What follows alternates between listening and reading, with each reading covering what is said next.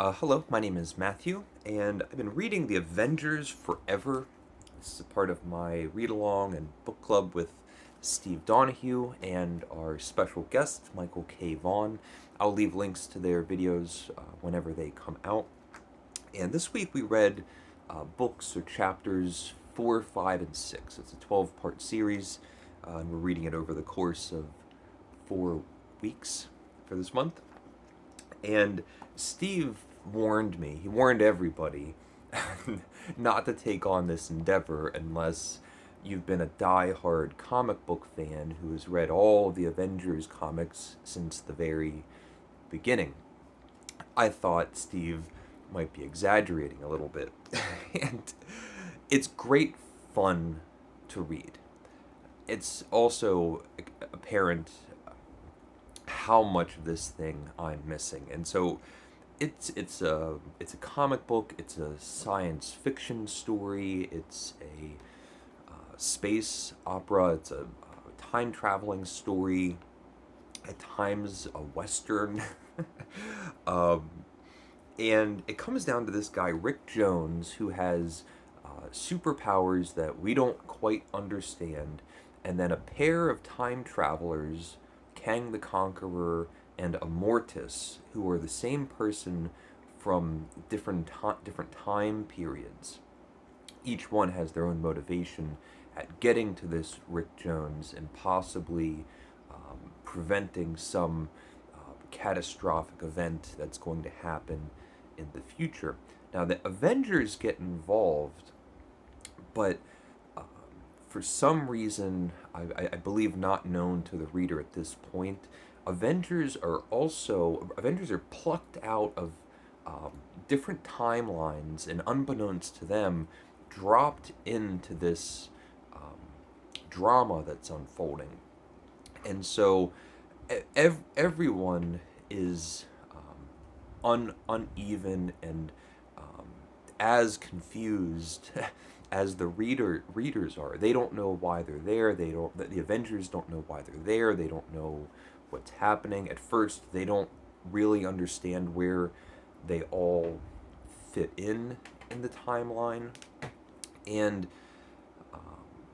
with all of this time travel, they don't know the motivations or the goals or even all of the potential players in this very um, complex story.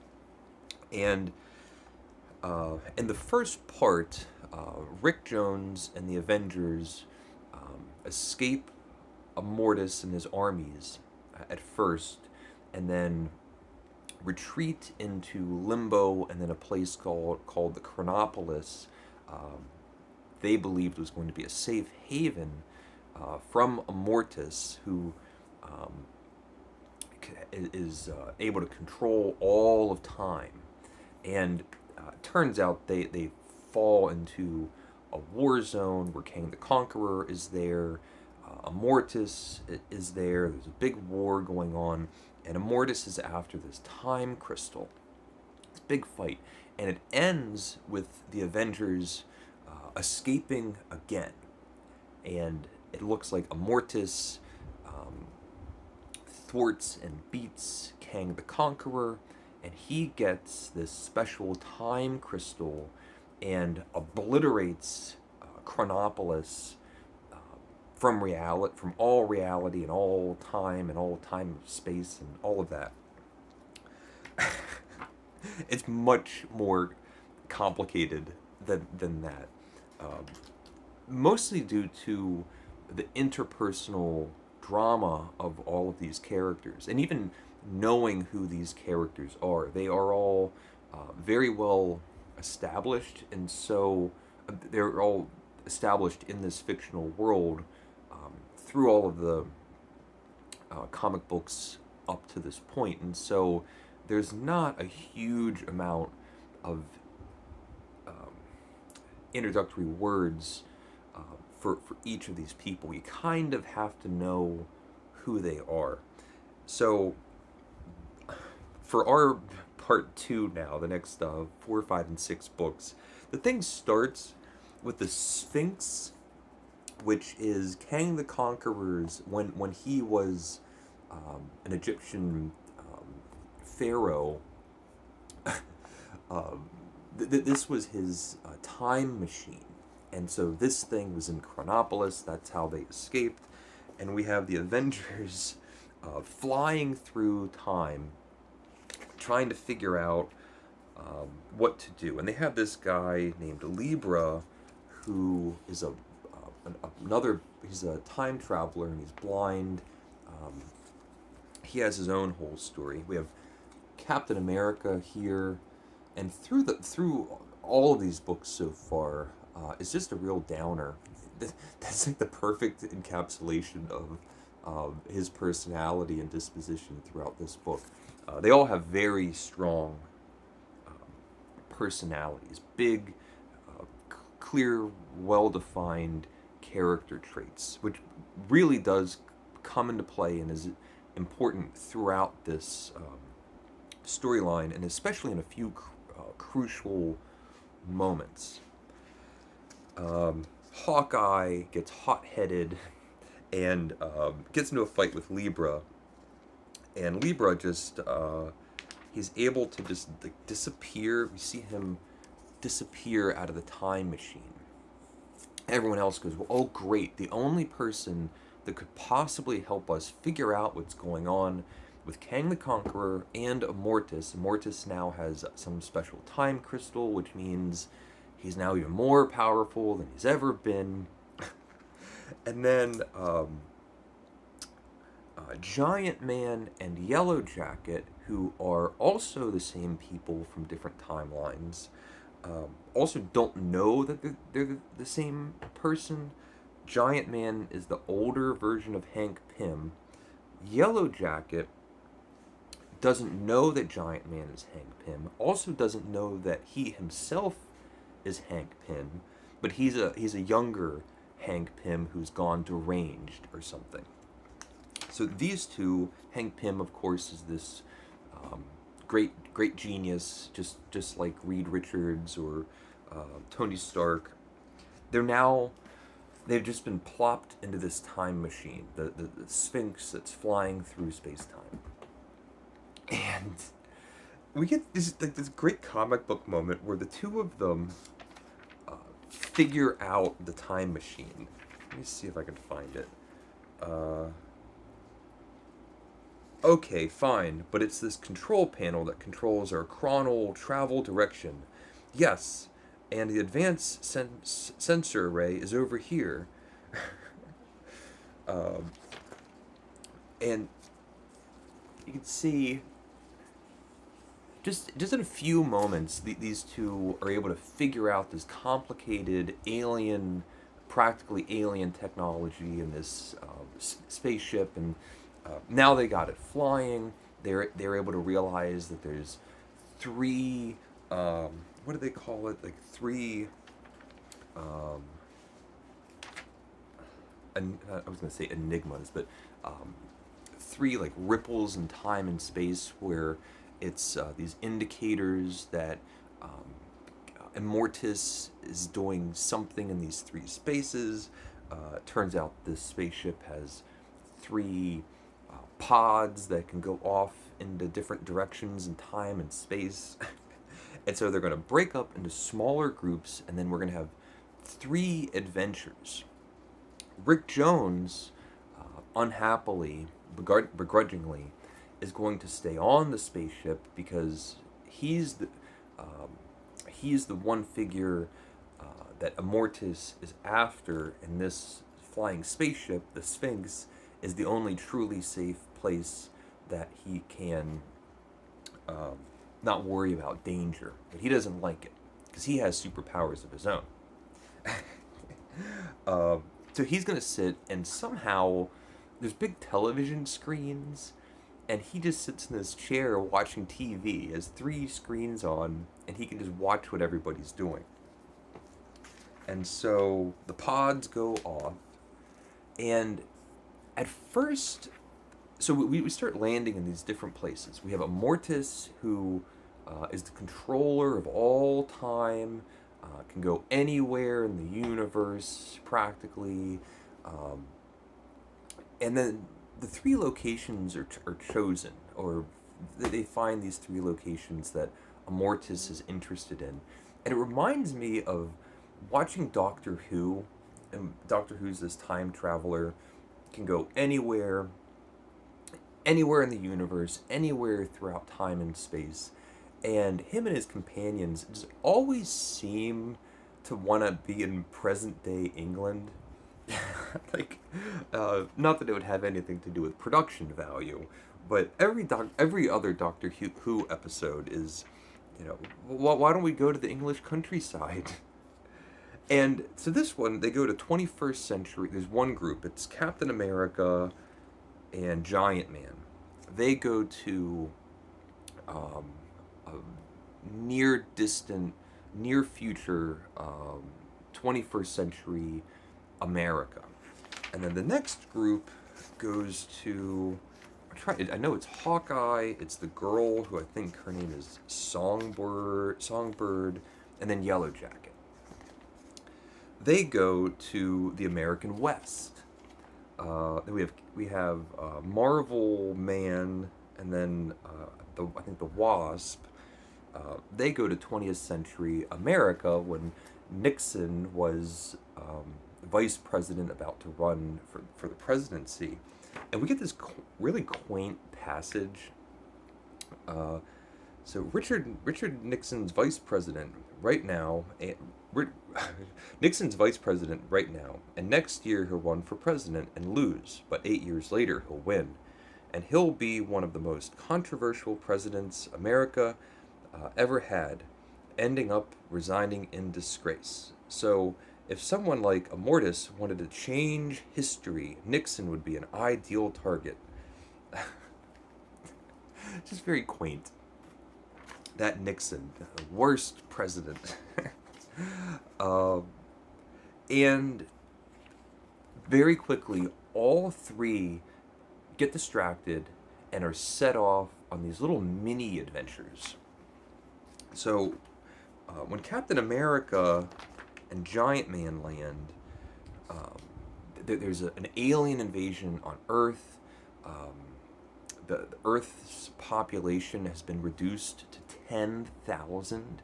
They're being attacked by Martians, and Captain America and Giant Man team up with that timeline's version of the Avengers. And that happens quite often where these separated groups land, have an adventure, and then have run-ins with, and very different results, have run-ins with the Avengers of that time.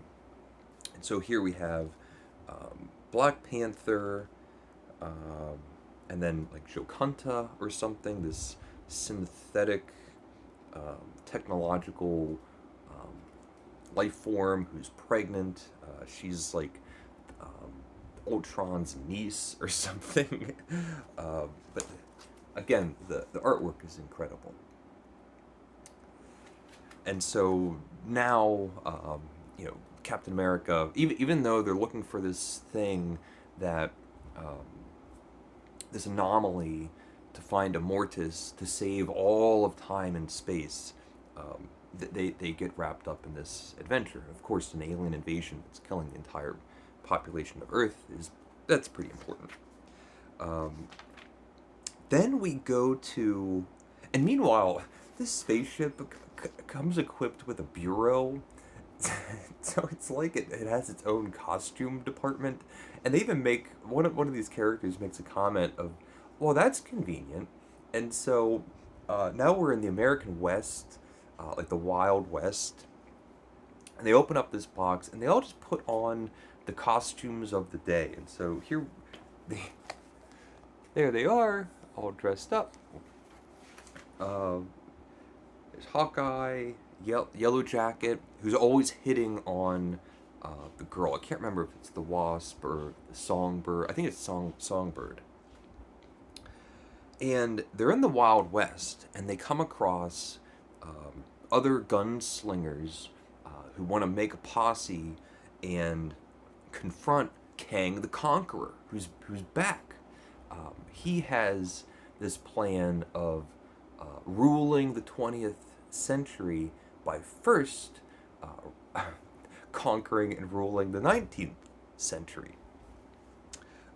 I don't know why you wouldn't think, well, why not go earlier to the 18th? And he was also ruling Egypt, which is earlier than all of this, but they're time travelers. Kang the Conqueror, when he does confront the Avengers, who he had just seen earlier and was kind of friendly with, or at least they were working towards the same end. Now he's a villain, and it's an entirely adversarial relationship. He's just a supervillain. And so there's a posse of cowboys, these gunslingers, and Kang the Conqueror sicks a dinosaur on them. So just amazing, ridiculous, utterly ridiculous, and just so fun and creative. And it goes on. Kang the Conqueror finds the spaceship, which is his real spaceship, so he knows about it, and he steals it. Then we find out that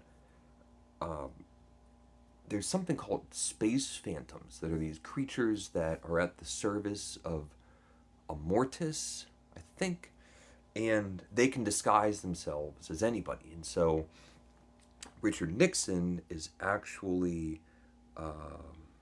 he's a Skrull. Nixon's a Skrull, and then we find out that other people are space phantoms doing things for the villain. And here we have Rick Jones watching television as all of this is going on. Look at that.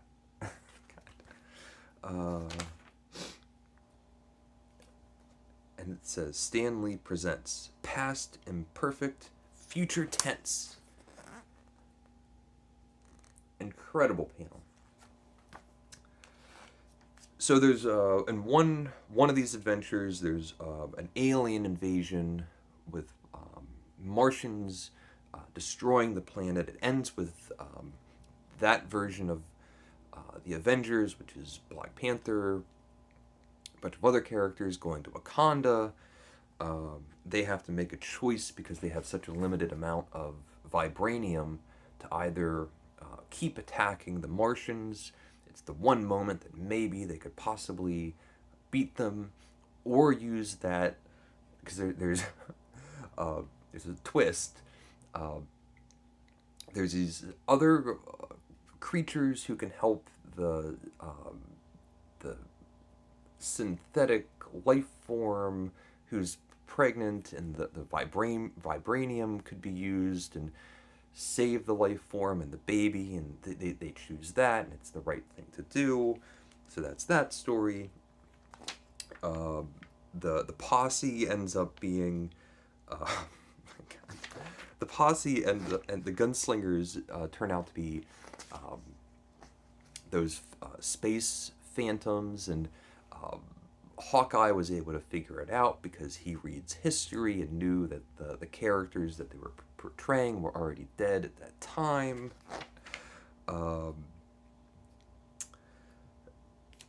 It's just the whole thing. And why choose to be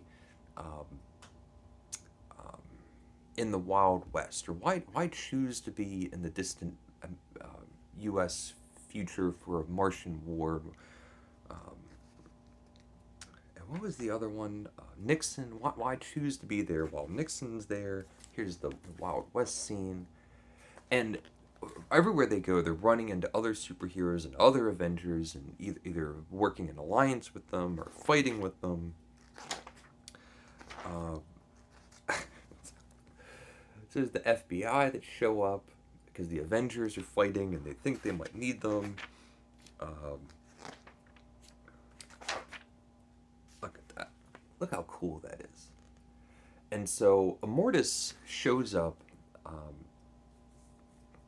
in the Nixon plot line. There's a band of Avengers who no one's ever heard of. And Immortus sets off his time crystal and completely erases from existence the entire timeline that involves Nixon becoming president. Just wipes it from existence, which also explains why that certain version of the Avengers had never been known to anybody, even though it was in the past. Again, there's sad sack Captain America. Just, it's so crazy. All these things are going on. Eventually, everybody gets back to the spaceship. Everyone gets back in one piece, and crazy things are happening. So they're seeing. I think Kang the Conqueror is one. I think he's my favorite. I love his dialogue, and so there's like a lizard creature that gets unleashed. Look at that beautiful panel. And by the time they all go back, they've all had these mini adventures, learned very little, and they formulate a new plan, which is instead of going after these temporal anomalies, they're going to go directly to Immortus. Some of the characters think that's a good, to storm the gates of limbo. Some people that think that's a good plan, other people think it's not a good plan.